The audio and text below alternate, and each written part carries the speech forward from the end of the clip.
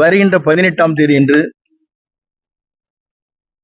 ஒரு வரலாற்று நாயகன், எதிர்கால தமிழக மக்களால் போற்றப்படுகிற, ஒரு மாற்றத்தை உருவாக்குகிற மக்கள் சக்தியாக இருக்கிற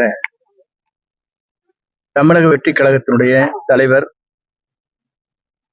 விஜய் அவர்கள் இங்கே வருகை தருகிறார்கள். காலை சரியாக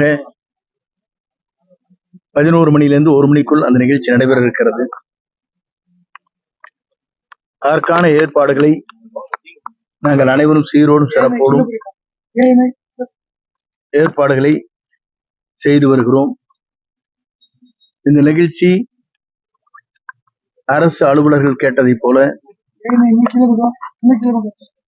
ஏற்ப பல்வேறு பணிகளை நாங்கள் நிறைவேற்றி தருவதற்கு அந்த நடவடிக்கையின் காரணமாக என்னென்ன ஆலோசனை சொல்கிறார்களோ அந்த ஆலோசனை ஏற்று பணிகளை நிறைவேற்றுவதற்கு நாங்கள் தயாராக இருக்கிறோம். இந்த நிகழ்ச்சி என்பது முதலிலே தமிழகத்திலே பாண்டிச்சேரிக்கு பிறகு தமிழகம் வருகை தர இருக்கிறார்கள். இந்த நிகழ்ச்சி என்பது ஒரு வரலாறு படைக்கின்ற நிகழ்ச்சியாக இது அமையும். அதே நேரத்தில் நேற்றைய தினம் 4 தீர்மானங்கள் நிறைவேற்றப்பட்டிருக்கிறது, உங்களுக்கு தெரியும். நம்முடைய வெற்றி கழகத்தினுடைய மக்கள் நாயகன், மக்களால் எதிர்காலத்தை அருகிலே அமர்த்தப் போகிற வெற்றி கழகத்துடைய தலைவர், அவர்தான் தமிழ்நாட்டின் முதலமைச்சர் என்பதை ஏற்றுக்கொண்டு எந்த இயக்கத்தை சார்ந்தவர்களாக இருந்தாலும் வருவதற்கு நாங்கள் அவர்களை அத்தனை பேரும் அன்போடு அரவணைத்து செல்வதற்கு தீர்மானங்கள் நிறைவேற்றப்பட்டிருக்கிறது, தெளிவுபடுத்தப்பட்டிருக்கிறது. அவர்தான் தமிழ்நாட்டின் முதலமைச்சர் என்ற முறையில் கூட்டணிகள் வருகின்றவர்களை வரவேற்கிறோம்.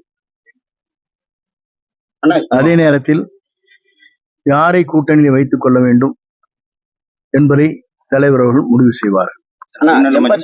அந்த நிபந்தனைகள் இல்ல, அதெல்லாம் மாறிடுச்சு, கொடுக்கல, ஃப்ரீயா இருக்கிறார். இந்த இடம் வந்து HRNC சொந்தமானது, இது வந்து யாரு சொன்னா? இருங்க இருங்க, நான் சொல்றேன். ஒரு கேள்வி கேட்ட இத்தனை பேர் கேள்வி கேட்டேன். ஒருத்தர் கேளுங்க.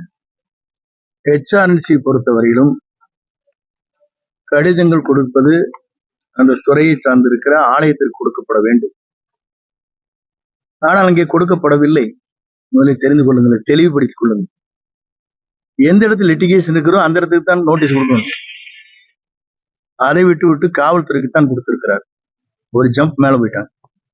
ஏதோ உங்களுக்கான பத்திரிகை ஒரு செய்திகள் வேண்டும் என்பதற்காக தெளிவாக அந்த கோயில் அறங்காவல் மூலமாக இந்த கோயிலை பொறுத்தவரையிலும் HRNC வருகிற போது முழுமையாக இந்த கோயிலுக்கு சொந்தமாக இந்த இடம் இருக்கிறது என்று உயர்நீதிமன்றத்தில் ஆணை பிறப்பிக்கப்பட்டிருக்கிறது. அரசியல்லே வந்து இன்னும் சரியான முறையில்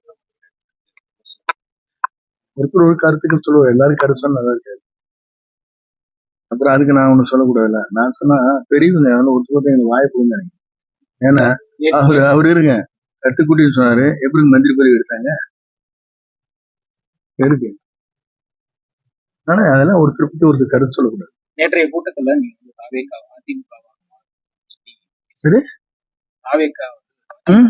அப்படி சொல்லவே இல்லை. நான் எங்க சொன்னேன்? நீங்களா ஒரு கருத்து கேட்கக்கூடாது. நான் சொன்ன கருத்து என்ன, தமிழக வெற்றி கழகத்தில் பல பேர் இணைகின்ற வாய்ப்பு இருக்கிறது. எந்த கட்சி வேணா சொன்ன தவிர அதிமுக மாறும் எங்க சொன்ன? நீங்களே எடுத்துட்டு அவர் கருத்து கேட்டாங்க, என்னதான் சொல்லுங்க.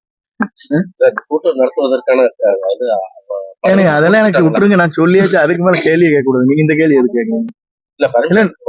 நான் என்னங்க நீங்க இது என்னது கேக்குறீங்க? நான் தான் சொல்லியாச்சு தெளிவா சொன்னதுக்கு பிறகு உங்களுக்கு புரிஞ்சுக்கங்க இல்லையா? நல்லா தெளிவா புரியுது. நீங்க எந்த பத்திரிக்கை?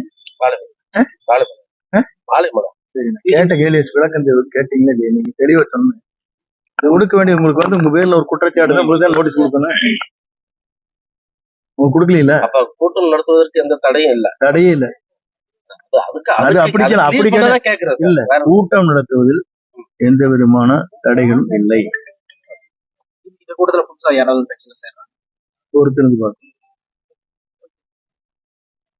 நேற்றைய கூட்டத்துல கொங்கு மண்டலத்தை நீங்க தான் பொறுப்பேற்று நடத்துறீங்க, மிகப்பெரிய தாக்கத்தை கொண்டு வர போறீங்கன்னு தகவல் இருக்கு. இந்த மாதிரி நீங்க என்ன பேசுறீங்க?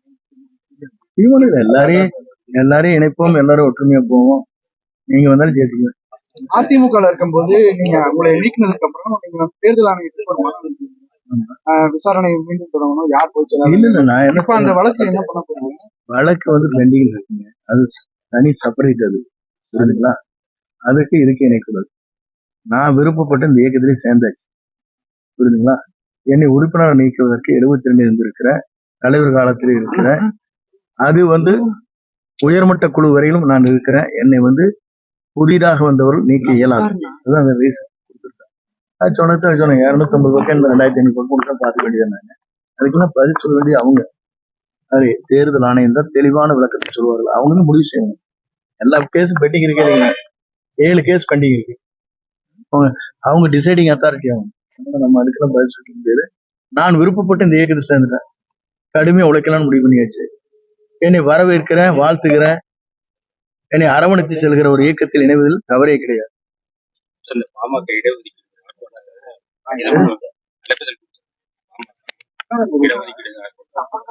தலைமை முடிவு செய்யும். கடிதத்தை வாங்கிட்டா தலைவர் தான் முடிவு. உங்களுக்கு எப்படி வரவேற்பு? தலைவர் காலத்துல நான் எப்படி இருந்தோனோ, அம்மா காலத்துல எப்படி இருந்தோனோ அதை போலதான் வருது.